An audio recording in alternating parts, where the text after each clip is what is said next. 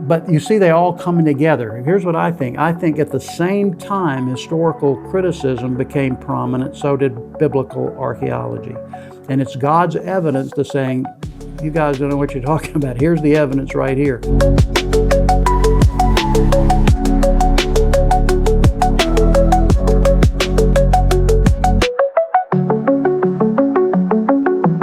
Hey, welcome to Church for Skeptics. Dan Arsenal here. I'm about to get into a quagmire of material going forward through this. It's called biblical archaeology. Don't you think it's unusual that 2 out of the 4, I think it's the last couple Indiana Jones movies, or the last one, forget that one, but anyway, I'm not here to make movie commentaries necessarily, but isn't it unusual that 2 out of the first 4 were biblically oriented?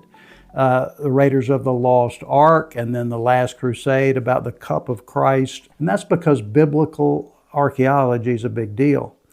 And archaeology in general is a big deal. How do we know what happened in history? Well, really, you got 2 things. You got documents where people wrote things, and then you have artifacts. People left things, I guess you would say. Most archaeologists would say that the first archaeologist was the last king of Babylon. His name is Nabonidus, the last king of Babylon. Now, you're talking about 500 BC, basically 500 plus BC.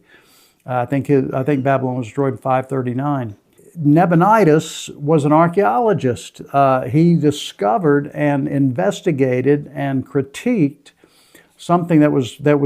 This is amazing to me. Here he's at 500 BC, and now he's excavating and discovering and studying a material that was 1,500 years before him.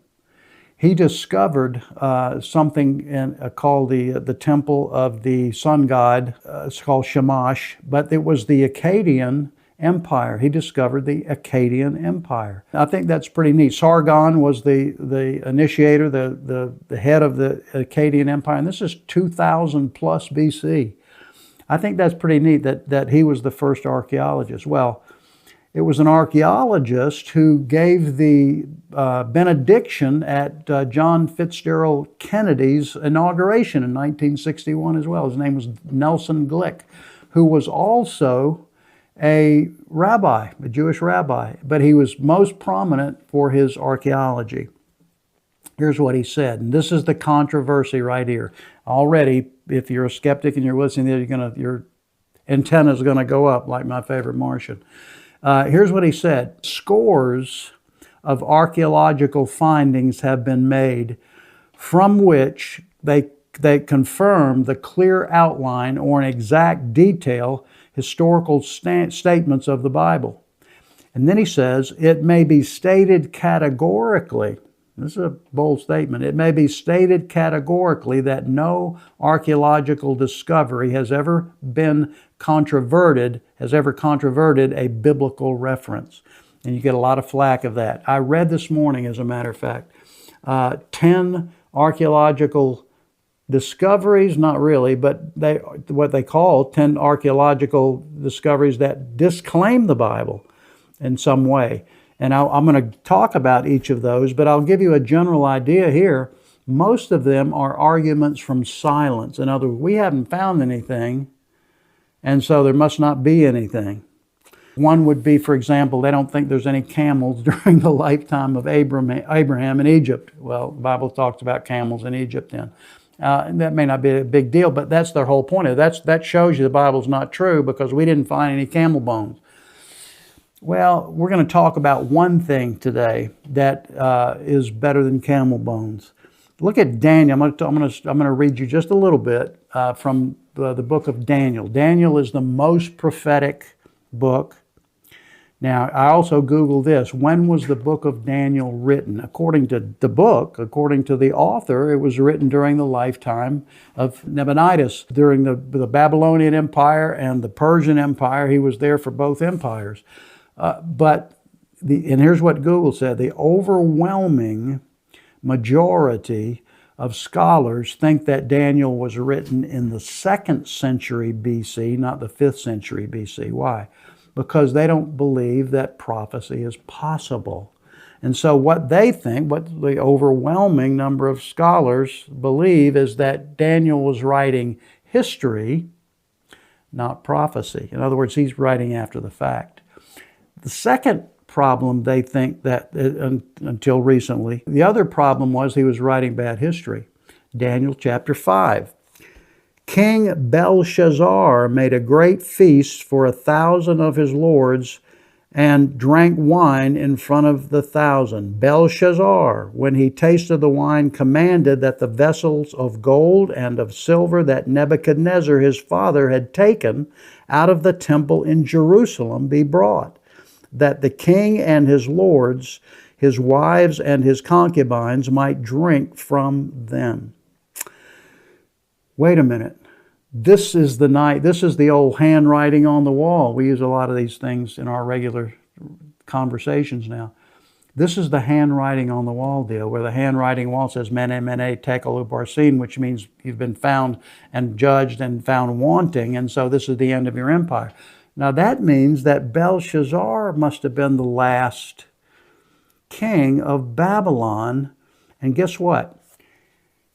Belshazzar is not found written at the time in the 1800s in any ancient history book.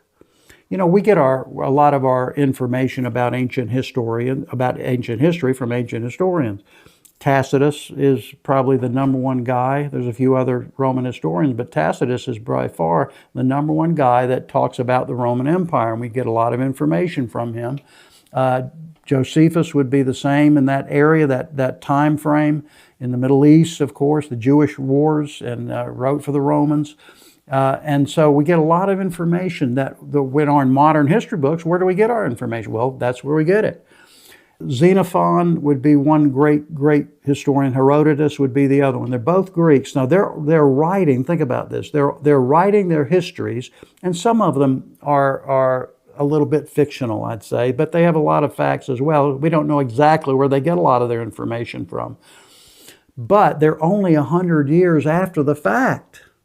So when they're talking about the Babylonian Empire, they're talking about Nabonidus being the last Babylonian king. They know what they're talking about. It's only 100 years. They have their own records. The Persians had kept records meticulously. And so there's a lot of information that they would have had access to.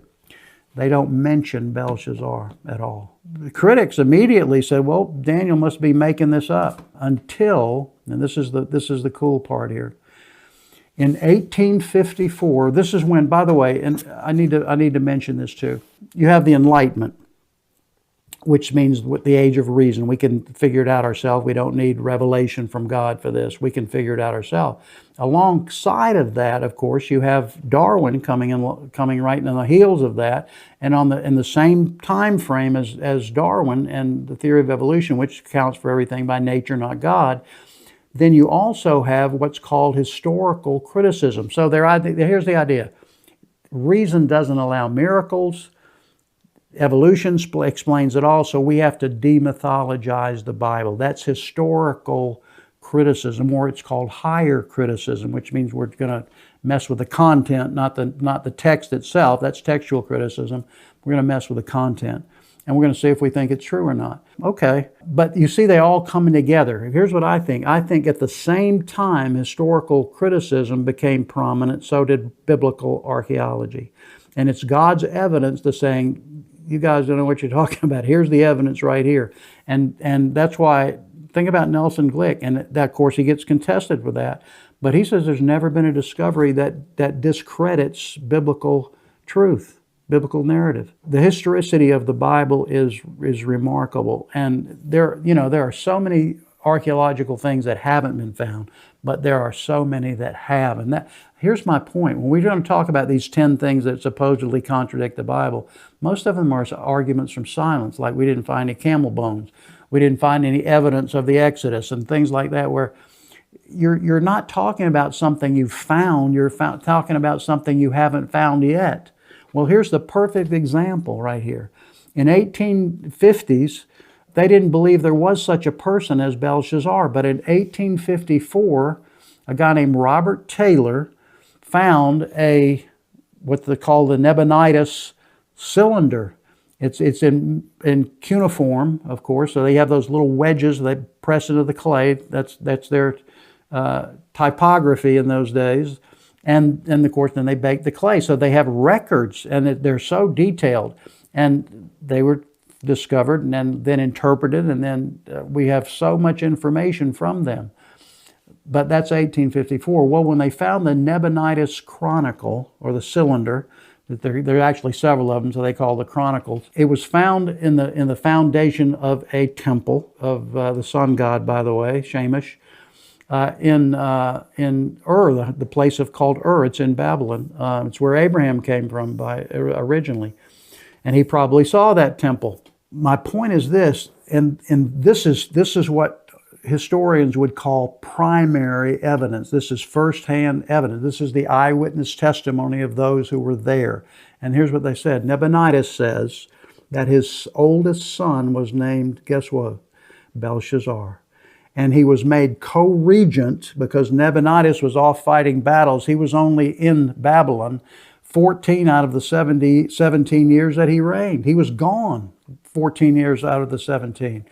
And so he left his co-regent son, Belshazzar, in charge. You know, a few years later in Babylon, by the way, the Cyrus cylinders were found. So Cyrus is doing the same thing Nabonidus did. He's making his own writings here. And you know what Cyrus said? Exactly the same thing that the Bible says, that when they conquered Babylon, there was no fighting, because the people actually welcomed the Persians, Cyrus, of course, and there are contradictions about that too. But whoever came, the Persians came, and they were actually welcomed because the Babylonians hated Belshazzar so much. Think about this: they were besieging. We can say from other historians that the Persians were laying siege against Babylon, and they were throwing a party. Belshazzar was throwing a party. And that's why he was bringing out the goblets from the Jewish temple, showing that our gods are greater than their gods. Don't worry about the Persians here. And so they bring in Daniel because of the handwriting of the wall, and he says, you've been found wanting, and your days are done. And that happened that night, according to Scripture. There's one more historical thing we ought to mention here, and this is not from Daniel, and it's not from Nabonidus, and it's not from Cyrus. It's actually from the Greek historians, Herodotus. He says that the Persians, they couldn't get over the wall, the Babylonian walls. I mean, they were so wide. They were about four lane highway wide. That's how so they couldn't get over the wall. They couldn't get through them. So they diverted the Euphrates River. And then they could go under the walls in what Xenophon says in knee-deep water. And that's how the Persians got in, and they immediately surrendered. The Babylonians immediately and happily surrendered to them. And then you have Cyrus. And so it's just pretty amazing that these archaeological finds that they found something. This is not an argument from silence. They found something that confirms. Now here's the last point that I want to make. If Daniel had actually been writing this in, let's say, 200 BC, there were no historical documents. If he's writing history, like the critics say, then there are no historical documents that confirm the person of Belshazzar, who was in fact the last co-regent king of Babylon. But if Daniel was there and he knew Belshazzar, as well as Nebuchadnezzar, which he did, then it's a no-brainer. It's just, okay, he's just saying, in this case, it's not even prophecy, it's current events. He's writing what he knows to be true because he's experiencing that. How else could Daniel have known that? If it was in 200 BC, after the fact, he wouldn't have known any of that. There were no history books to reference. He didn't make it up, obviously, because now we've confirmed that in the Chronicles themselves. I'm telling you, we'll get into this deeper and deeper, but I hope you stick with us. Indiana Jones is of course, one of most, probably all of us have favorite movies, and that's certainly one of them. And it's neat. That's the way archaeology is. The stories are very much like Indiana Jones. So keep watching. Thanks.